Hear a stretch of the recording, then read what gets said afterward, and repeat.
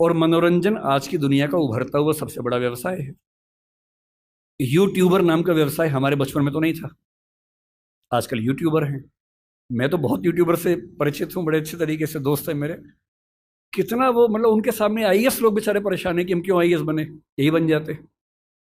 मतलब एक एक महीने के 10 लाख, 20 लाख, 50 लाख, 1 करोड़, 3 करोड़ रुपए कमाते हैं, साथ ही प्रसिद्ध है बहुत ज्यादा। ऐसी दुनिया कहाँ किसने देखी थी। कोई ट्विटर पे है, कोई इंस्टा पे प्रसिद्ध है, और अपनी भाषा की वजह से है। अच्छा, इंडस्ट्री में अंग्रेजी का बोलबाला ज्यादा है। मैंने कुछ दिन पहले एक फिल्म में थोड़ा सा काम किया, उस फिल्म का नाम 12th फेल है, अभी आने वाली अगले महीने 27 अक्टूबर को आएगी वो फिल्म। उसमें मेरी भूमिका स्क्रिप्ट राइटिंग में ठीक ठाक थी, और बाद में एक्टिंग भी मुझे करनी पड़ी। मेरा अपना ही रोल है, अपना ही कैरेक्टर है, छोटा सा है। ऐसा ऐसा नहीं है कि मैं फिल्म का हीरो हूँ, छोटा सा रोल है। कहीं आप जाएं और आपको बड़ी निराशा हो, थोड़ा सा है। तो मैं स्क्रिप्ट राइटिंग कर रहा था। फिल्म हिंदी की है। विधु विनोद चोपड़ा उस फिल्म के डायरेक्टर हैं और प्रोड्यूसर भी हैं। तो उन्होंने मुझसे कहा कि स्क्रिप्ट हमने लिखी है, लेकिन उसमें थोड़ा सा काम करने की जरूरत है। फिर तय हुआ कि हम फिर से स्क्रिप्टिंग करेंगे उस फिल्म की। तो करीब 70 सीन है, जिनमें से अनुमान से 20-25 मैंने खुद लिखी हैं। वो बड़ा मुश्किल काम होता है। मुझे लगता था कि 2-4 दिन का काम होगा, लेकिन वो 6 से 8 घंटे में एक सीन हो पाता था।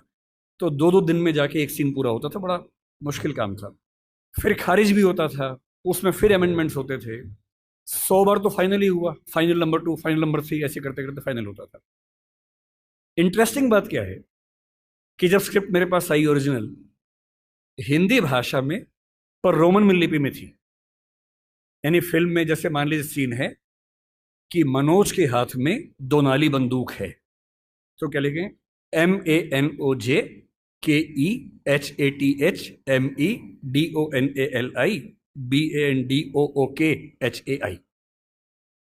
अच्छा, मुझे हिंदी रोमन लिपि में पढ़ने में बड़ी बाधा होती है, दुविधा होती है। एक तो बात यहां से वहां हो जाती है। जैसे कोई ध और ढ का अंतर बता ही नहीं सकता अगर मैं रोमन में लिखूं। कोई ऐसा शब्द हो जिसमें ध और ढ में कंफ्यूजन हो जाए।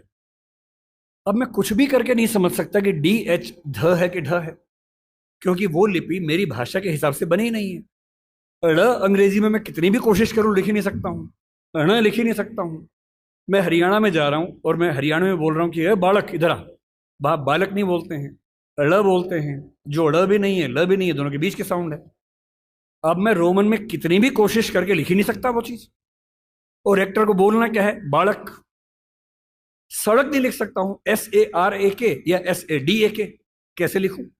या तो उस लिपि को उसके फोनेटिक्स के हिसाब से चेंज करूं, जो फिलोसफी में हम करते भी हैं।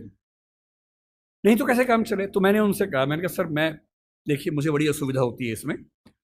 मैं देवनागरी में लिखूंगा, और आप कहेंगे तो मैं उसको रोमन में कर दूंगा बाद में, पर पहली बार में आत्मा में उतरने दो, मुझे देवनागरी में लिखने दो। तो उनको आश्चर्य हुआ कि ऐसा भी होता है, क्योंकि उस इंडस्ट्री में आमतौर पर ऐसा नहीं होता है।